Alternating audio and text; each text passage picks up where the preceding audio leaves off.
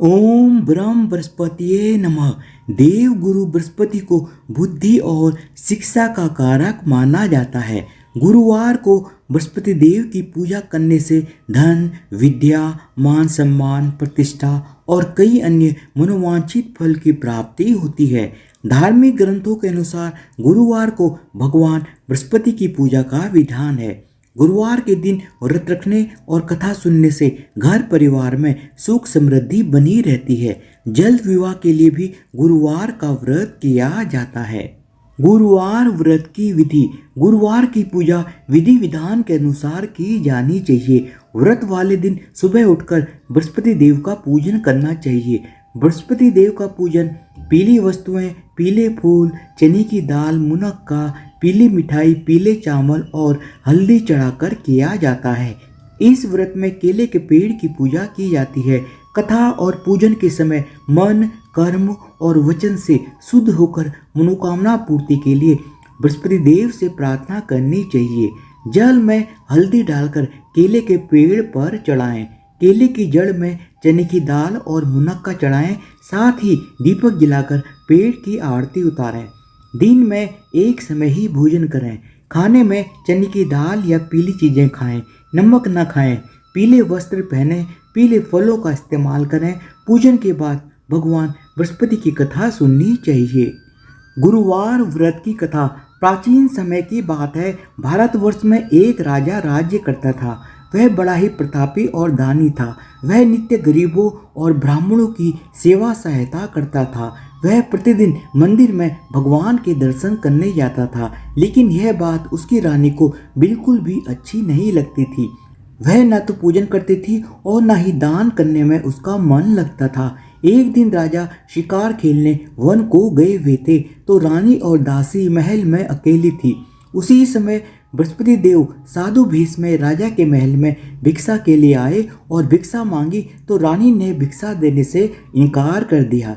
रानी ने कहा कि हे साधु महाराज, मैं तो दान पुण्य से तंग आ गई हूँ। इस कार्य के लिए मेरे पतिदेव ही बहुत हैं। अब आप ऐसी कृपा करें कि सारा धन नष्ट हो जाए तथा मैं आराम से रह सकूं। साधु ने कहा, देवी तुम तो बड़ी अजीब हो। धन और संतान से कौन दुखी होता है? इसकी तो सभी कामना करते हैं। पापी भी पुत्र और धन की इच्छा करते हैं। अगर तुम्हारे पास अधिक धन है तो भूखे मनुष्यों को भोजन कराओ, प्याऊ लगवाओ, ब्राह्मणों को दान दो, कुआं, तालाब, बावड़ी, बाग बगीचे इत्यादि का निर्माण कराओ, मंदिर, पाठशाला, धर्मशाला बनवाकर दान दो, निर्धनों की कुंवारी कन्याओं का विवाह कराओ, साथ ही यज्ञ इत्यादि कर्म करो और अपने धन को शुभ कार्यों में खर्च करो। ऐसा करने से तुम्हारा नाम परलोक में सार्थक होगा एवं स्वर्ग की प्राप्ति होगी। लेकिन रानी पर साधु के उपदेश का कोई भी प्रभाव न पड़ा। वह बोली, हे महाराज, मुझे ऐसे धन की आवश्यकता नहीं जिसको मैं अन्य को दान दूं और जिसको रखने और संभालने में ही मेरा सारा समय नष्ट हो जाए। अब आप ऐसी कृपा करें कि सारा धन नष्ट हो जाए तथा मैं आराम से रह सकूं। साधु ने उत्तर दिया कि यदि तुम्हारी ऐसी इच्छा है तो जैसा मैं तुम्हें बताता हूँ तुम वैसा ही करना। बृहस्पतिवार को घर को गोबर से लीपना, अपने केसों को पीली मिट्टी से धोना, राजा से कहना कि वह बृहस्पतिवार को हजामत बनवाएं, भोजन में मांस मदिरा खाना और कपड़ा धोबी के यहाँ धुलने डालना। ऐसा करने से 7 बृहस्पतिवार में ही आपका सारा धन नष्ट हो जाएगा।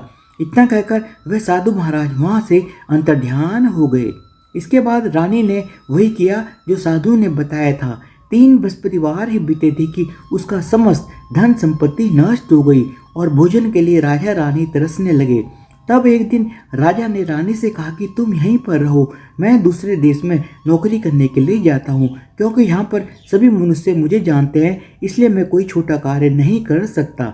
ऐसा कहकर राजा प्रदेश चला गया। वह जंगल को जाता और लकड़ी काट कर लाता और शहर में बेचता। इस तरह वह अपना जीवन व्यतीत करने लगा। इधर राजा के बिना रानी और दासी दुखी रहने लगी। किसी दिन भोजन मिलता और किसी दिन जल पीकर ही रह जाती। एक समय जब रानी और दासी को 7 दिन तक बिना भोजन के रहना पड़ा, तो रानी ने अपनी दासी से कहा, हे दासी, पास ही के नगर में मेरी बहन रहती है। वह बड़ी ही धनवान है। तू उसके पास जा और कुछ मांग कर लिया, ताकि थोड़ा बहुत गुजर बसर हो जाए। दासी रानी की बहन के पास गई। उस दिन बृहस्पतिवार था। रानी की बहन उस समय बृहस्पतिवार की कथा सुन रही थी। दासी ने रानी की बहन को अपनी रानी का संदेश दिया, लेकिन रानी की बहन ने कोई उत्तर नहीं दिया। जब दासी को रानी की बहन से कोई उत्तर नहीं मिला तो वे बहुत ही दुखी हुई और उसे क्रोध भी आया। दासी ने वापस आकर रानी को सारी बात बता दी। सुनकर रानी ने कहा कि दासी, इसमें उसका कोई दोष नहीं है। जब बुरे दिन आते हैं तो कोई सहारा नहीं रहता। अच्छे बुरे का पता विपत्ति में ही लगता है। जो ईश्वर की इच्छा होगी वही होगा। यह सब हमारे भाग्य का दोष है। यह सब कहकर रानी ने अपने भाग्य को कोसा। उधर रानी की बहन ने सोचा कि मेरी बहन की दासी आई थी, लेकिन मैं उससे नहीं बोली, इससे वह बहुत दुखी हुई होगी। कथा सुनकर और पूजन समाप्त करके वह अपनी बहन के घर आई और कहने लगी, हे बहन, मैं बृहस्पतिवार का व्रत कर रही थी। तुम्हारी दासी मेरे पास आई थी, लेकिन जब तक कथा होती है तब तक ना तो उठते हैं और ना ही बोलते हैं, इसलिए मैं नहीं बोली। बताओ दासी क्यों आई थी मेरे पास? रानी बोली, हे बहन, हमारे घर में खाने को अनाज तक नहीं है। ऐसा कहते कहते रानी की आंखें भर आई। उसने दासी समेत 7 दिन तक भूखा रहने की सारी बात अपनी बहन को बता दी। इसलिए मैंने दासी को तुम्हारे पास कुछ खाने पीने का सामान लेने के लिए भेजा था। रानी की बहन बोली, बहन देखो, बृहस्पति देव सबकी मनोकामना पूर्ण करते हैं। देखो, शायद तुम्हारे घर में भी कहीं अनाज रखा हो। पहले तो रानी को विश्वास नहीं हुआ, परंतु बहन के आग्रह करने पर उसने दासी को अंदर भेजा। दासी घर के अंदर गई तो उसे सचमुच अनाज से भरा हुआ एक घड़ा मिल गया और यह देखकर उसे बहुत ही ज़्यादा हैरानी हुई। उसने बाहर आकर अपनी रानी को बताया। दासी रानी से कहने लगी, हे रानी, जब हमको भोजन नहीं मिलता तो हम व्रत ही तो करते हैं, इसलिए क्यों ना इनसे गुरुवार व्रत की विधि और कथा पूछ ली जाए। हम भी व्रत किया करेंगे। दासी के कहने पर रानी ने अपनी बहन से गुरुवार व्रत के बारे में पूछा। उसकी बहन ने बताया, बृहस्पतिवार के व्रत में चने की दाल, गुड़ और मुनक्का से भगवान विष्णु का केले के वृक्ष की जड़ में पूजन करें तथा दीपक जलाएं और कथा सुनें। उस दिन एक समय ही भोजन करें और भोजन में पीले खाद्य पदार्थ का सेवन जरूर करें। इससे बृहस्पति देव प्रसन्न होते हैं और अन्न, पुत्र और धन का वरदान देते हैं। साथ ही सभी मनोकामनाएं पूर्ण करते हैं। व्रत की पूजन विधि और कथा बताकर रानी की बहन अपने घर को लौट आई। रानी और दासी दोनों ने निश्चय किया कि बृहस्पति देव भगवान का पूजन जरूर करेंगे। 7 दिन के बाद जब बृहस्पतिवार आया तो उन्होंने व्रत रखा। गुड़साल में जाकर चना और गुड़ लेकर आई तथा उसकी दाल से केले की जड़ तथा विष्णु भगवान का पूजन किया। अब पीला भोजन कहाँ से आए? दोनों बहुत ही दुखी हुई, परंतु उन्होंने व्रत किया था, इसलिए बृहस्पति देव भगवान उनसे अत्यंत प्रसन्न थे। वह एक साधारण व्यक्ति के रूप में 2 थालों में पीला भोजन लेकर आए और दासी को देकर कहने लगे, हे दासी, यह भोजन तुम्हारे और तुम्हारी रानी के लिए है, तुम दोनों इसे ग्रहण करना। दासी भोजन पाकर बहुत ही ज्यादा प्रसन्न हुई। उसने रानी से कहा, चलो रानी, भोजन कर लो। परंतु रानी को भोजन आने के बारे में कुछ भी पता नहीं था, इसलिए उसने कहा, जा तू ही भोजन कर, क्योंकि तू व्यर्थ में ही हमारी हंसी उड़ाती है। तब दासी ने कहा कि एक व्यक्ति भोजन देकर गया है।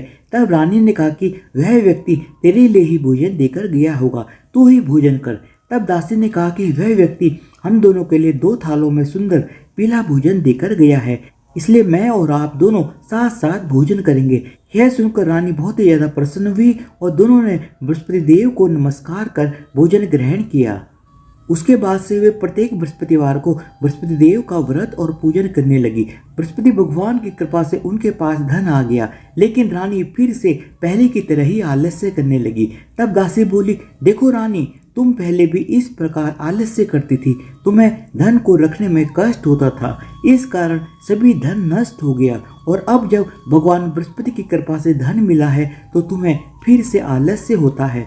बड़ी मुसीबतों के बाद हमने यह धन पाया है, इसलिए हमें दान पुण्य करना चाहिए। भूखे मनुष्य को भोजन कराना चाहिए, प्याऊ लुगाने चाहिए, ब्राह्मणों को दान देना चाहिए, कुआं, तालाब, बावड़ी और बाग बगीचे इत्यादि का निर्माण कराना चाहिए। मंदिर, पाठशाला और धर्मशाला बनाकर दान देनी चाहिए। निर्धनों की कुंवारी कन्याओं का विवाह कराना चाहिए। साथ ही यज्ञ आदि कर्म करने चाहिए और अपने धन को शुभ कार्यों में खर्च करना चाहिए, जिससे तुम्हारे कुल का यश बढ़ेगा और स्वर्ग की प्राप्ति होगी और पितृ प्रसन्न होंगे। दासी की बात मानकर रानी शुभ कर्म करने लगी और अपना धन शुभ कार्यों में खर्च करने लगी। उसका यश फैलने लगा। एक दिन रानी और दासी आपस में विचार करने लगी कि न जाने राजा किस दशा में होंगे। उनकी कोई खोज खबर भी नहीं है। उन्होंने श्रद्धापूर्वक बृहस्पति भगवान से प्रार्थना की कि राजा जहाँ कहीं भी हो शीघ्र ही वापस आ जाए। उसी रात्रि को बृहस्पति देव ने राजा को सपने में कहा कि हे राजा उठ, तेरी रानी तुझको याद करती है, अपने देश को लौट जा। राजा प्रातःकाल उठा और जंगल से लकड़ी काटने के लिए जंगल की ओर चल पड़ा। जंगल से गुजरते हुए विचार करने लगा कि रानी की गलती से उसे कितने दुख भोगने पड़े। राजपाट छोड़कर जंगल में आकर रहना पड़ा। जंगल से लकड़ी काटकर शहर में बेचकर गुजारा करना पड़ा और अपनी दशा को याद करके व्याकुल होने लगा। उसी समय राजा के पास बृहस्पति देव साधु के वेश में आकर बोले, हे लकड़हारे, तुम इस सुनसान जंगल में किस चिंता में बैठे हो, मुझे बतलाओ। यह सुनकर राजा के नेत्रों में जल भर आया। साधु की वंदना करके राजा ने अपनी संपूर्ण कहानी सुना दी। महात्मा दयालु होते हैं। वे राजा से बोले, हे राजा, तुम्हारी पत्नी ने बृहस्पति देव के प्रति अपराध किया था, जिसके कारण तुम्हारी यह दशा हुई है। अब तुम चिंता मत करो, भगवान तुम्हें पहले से अधिक धन देंगे। देखो, तुम्हारी पत्नी ने बृहस्पतिवार का व्रत फिर से शुरू कर दिया है। अब तुम भी बृहस्पतिवार के व्रत में चने की दाल, गुड़ और मुनक्का से भगवान विष्णु का केले के वृक्ष की जड़ में पूजन करो तथा दीपक जलाकर कथा सुनो। उस दिन एक समय ही भोजन करना, लेकिन भोजन में पीले खाद्य पदार्थ का सेवन जरूर करना। भगवान तुम्हारी सब कामनाओं को पूर्ण करेंगे। साधु की बात सुनकर राजा बोला, हे प्रभु, लकड़ी बेचकर तो इतना पैसा भी नहीं बचता जिससे भोजन के उपरांत कुछ बचा सकूं। मैंने रात्रि में अपनी रानी को बहुत ही ज़्यादा व्याकुल देखा है। मेरे पास कोई साधन भी नहीं जिससे उसका समाचार जान सकूं। फिर मैं ऐसी कौन सी कथा कहूँ, यह भी मुझको मालूम नहीं है। साधु ने कहा कि हे राजा, मन में बृहस्पति भगवान के पूजन व्रत का निश्चय करो, वे स्वयं तुम्हारे लिए कोई राह बना देंगे। बृहस्पतिवार के दिन तुम रोजाने की तरह लकड़ियाँ लेकर शहर में जाना। तुम्हें रोज से दुगना धन मिलेगा, जिससे तुम भली भांति भोजन कर लोगे तथा बृहस्पति देव की पूजा का सामान भी आ जाएगा। राजा ने ऐसा ही किया और उसको मनोवांछित फल की प्राप्ति हो गई।